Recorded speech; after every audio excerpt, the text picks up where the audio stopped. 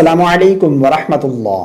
بہت سے لوگ پریشان ہوتے ہیں کہ ہمیں درود پاک کیسے پڑھنا چاہیے۔ جو ہم نماز میں درود ابراہیمی پڑھتے ہیں، اللہم صلی علی محمد پڑھنا چاہیے اس کو، یا پھر محمد پڑھنا چاہیے۔ اسی طرح جو اگلا ہے وعلی آل محمد پڑھنا چاہیے، یا پھر وعلی آل محمد پڑھنا چاہیے۔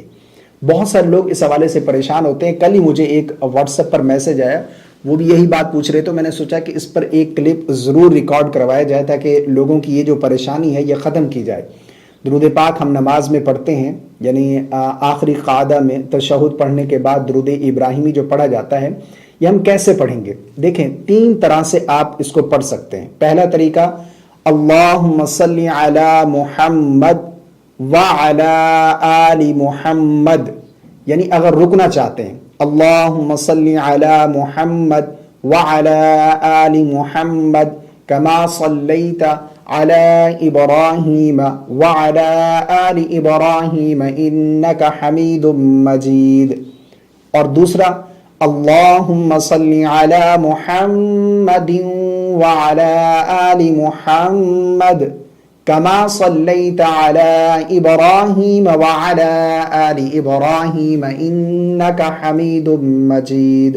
اور تیسرا، اللہم صلی علی محمد وعلی آل محمد کما صلیت علی ابراہیم وعلی آل ابراہیم انک حمید مجید۔ تو جیسے آپ کو بیٹر لگتا ہے ویسے آپ پڑھیں۔